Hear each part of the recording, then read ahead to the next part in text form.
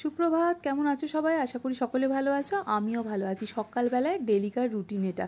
এরপরে এক্সারসাইজ করব। আর আজকে তিতলির ছুটি, কেননা এখানে দুদিন বাদে ইলেকশন, তো তার জন্য স্কুলগুলো ছুটি দেওয়া হয়েছে। তো তাই ছুটি। আর ব্রেকফাস্ট বানাবো। ব্রেকফাস্টে বানিয়ে দেবো ওকে কোলস্লও স্যান্ডউইচ। তো দেখো, গাজর গ্রেট করে নিয়েছি আর এর মধ্যে দিয়ে দেবো অল্প একটু মেয়োনিজ। মেয়োনিজও অতটা হেলদি নয়, অল্প পরিমাণে দেবো, বাট কোলস্লতে মেয়োনিজ লাগেই। তো এর সাথে দিয়ে দেবো এই যে পাস্তা পিৎজা মিক্স, না এটা খুব ভালো, এত ভালো কাজ করে না। আমি এটা অনেক জিনিসে না, আলাদা আলাদা জিনিসও ব্যবহার করে দেখেছি, পাস্তা পিৎজা ছাড়াও খুব ভালো লাগে টেস্টটা। আর দিয়ে দেবো গোলমরিচ গুঁড়ো। এতে সকালবেলায় চিলি ফ্লেক্স এই সমস্ত কিছু দেবো না, গোলমরিচ গুঁড়ো আর অল্প একটু নুন। তো এটা ভালো করে মিক্স করে নেব, করে নিলেই কিন্তু স্যান্ডউইচের স্টাফিংটা রেডি হয়ে যাবে। আর ব্রেডের মধ্যে দিয়ে দেবো। আর এই ধরনের কোলস্লো স্যান্ডউইচ তো সেঁকতে লাগে না, আর স্যান্ডউইচটা কিন্তু বাচ্চাদের খুবই ভালো লাগে। তো চলো এবার তিতলির ব্রেকফাস্টটা তাড়াতাড়ি করে নিয়ে ওকে ব্রেকফাস্টটা দিয়ে দেওয়া যাক। একবার ট্রাই করে দেখতে পারো, বাচ্চাদের আশা করি বেশ ভালো লাগবে। আর গাজর তো যথেষ্টই হেলদি। অনেক সময় গাজর অন্যরকমভাবে বাচ্চারা তরি তরকারির মধ্যে দিলে না খেতে চায় না, বাট এরকম করে দিয়ে দিলে ভালোভাবে টেস্টের সাথেই বাচ্চারা কিন্তু গাজরটা খেয়েও নেয়।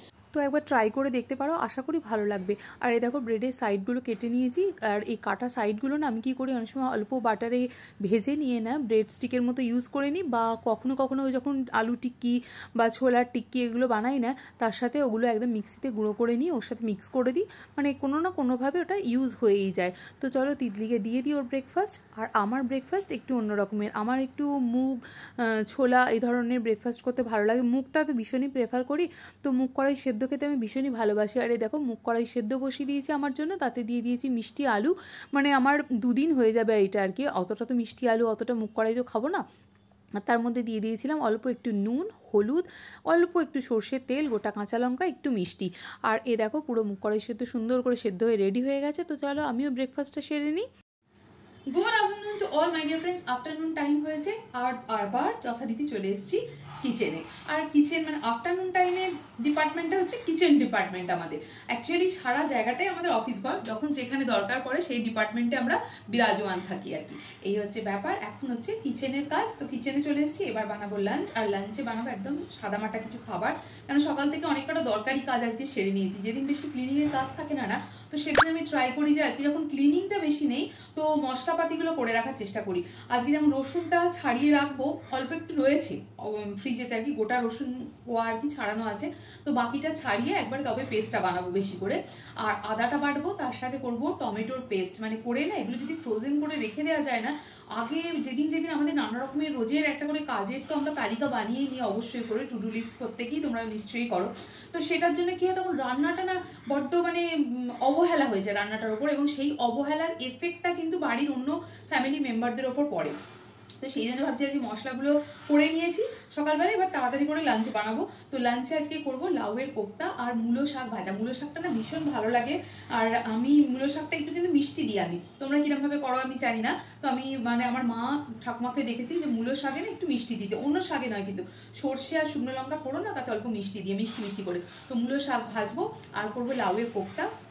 এবং কোপ্তাটা করবো কিন্তু খুব একটু স্বাস্থ্যসম্মত উপায়ে, অল্প তেলে ভেজে আর কি, আপ্পে প্যানে। আর কারণ ডিপ ফ্রাই খেতে তো ভালো লাগে, আমার হাজব্যান্ডের হয়তো পছন্দ হবে না এটা, কোপ্তাটা বাঁচিয়ে রাখবো। হাজব্যান্ড খুবই ভালোবাসে লাউয়ের কোপ্তা খেতে, তো তার জন্য রাখবো। কিন্তু প্রথম কমপ্লেন এটাই থাকবে, যার যেটা সেটা সেরকমভাবেই রাঁধতে পারো।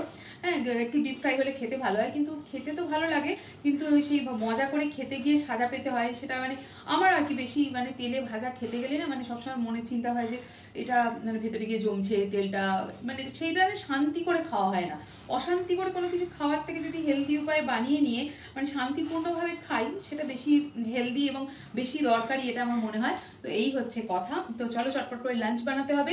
আর শীতকাল না ননভেজের থেকে দেবে ভেজ খেতে বেশি ভালো লাগে, কেননা এত ভ্যারাইটিস অফ সবজি থাকে না বাজারে, নানা রকমের শাক পাতা। আমার তো ভীষণ আমি তখন না বাজার করতে গেলে না, তখন মাথা থেকে আমার হাওয়া হয়ে যায় যে আর দরকার নেই, অনেকটা বেশি নিয়ে ফেলেছি, এতটা খেয়েও কমপ্লিট করতে হবে, এটা মাথায় থাকে, মাথা থেকে একদম হাওয়া হয়ে যায়। তখন এটাও নিয়ে নিই, ওটাও নিয়ে নিই, সেটাও নিয়ে নিই, পরে তারপর রাখা আর সেগুলোকে কমপ্লিট তাড়াতাড়ি করে নেওয়াটাও ভালো না, অনেকদিন ফ্রিজে রেখে দিলেও টেস্ট থাকে না।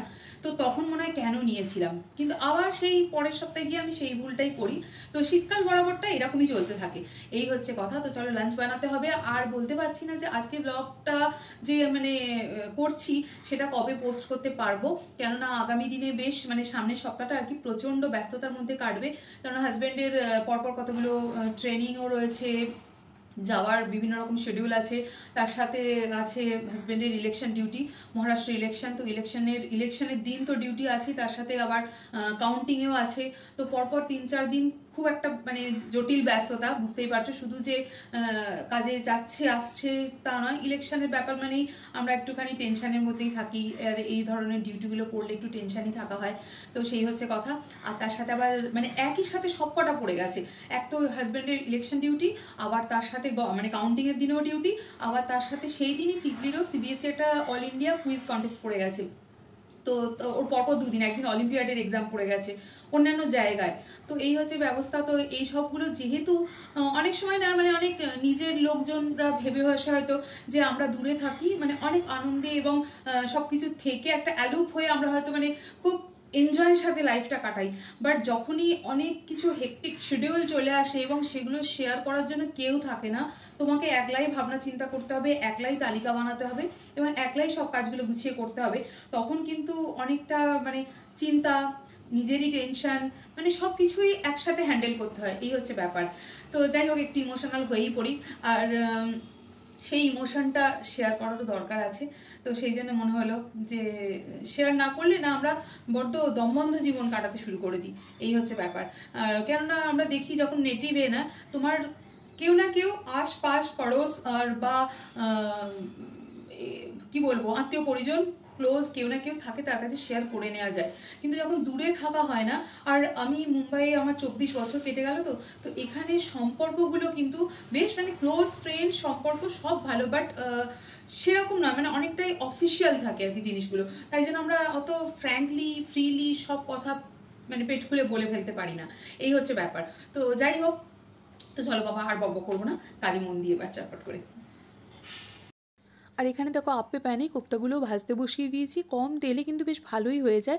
লাউটা গ্রেট করে প্রথমে নুন মাখিয়ে রেখে দিয়েছি, তার এক্সট্রা যে জলটা বেরিয়ে যায় সেটা আমি গ্রেভিতে দিয়ে দেবো, নাহলে অনেকটা পরিমাণ বেসন কিন্তু এক্সট্রা অ্যাড করতে হয়। তার সাথে নুন হলুদ মিষ্টি আদা বাটা দিয়ে কোপ্তাগুলো বানিয়ে কারি করে নিয়েছি, যেমন করে কোপ্তা কারি হয় আর কি।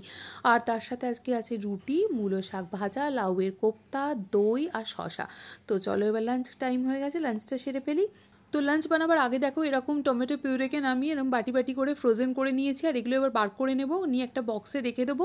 তাহলে যখনই সবজি বানাবো না কেন তখন অনেকটা দেখো গ্রেভি বানাবার সময় বারবার আমাকে মিক্সি চালাতে হবে না, টমেটো কাটার ঝামেলাও থাকবে না, একটা করে এরকম কিউব বার করে নিলেই কিন্তু কাজ মিটে যাবে।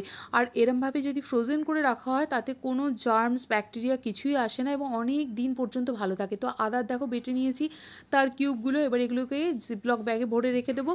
আর এখানে আমি এই সমস্ত কাজ সারতে সারতে অন্যদিকে তিতলি বানিয়ে নিয়েছি একটা ডেজার্ট আইটেম, যে চকলেট কেক বানিয়েছিলাম না, তো সেই চকলেট কেক একটুখানি ছিল বাড়িতে, চিলড্রেন্স ডেতে বানিয়েছিলাম।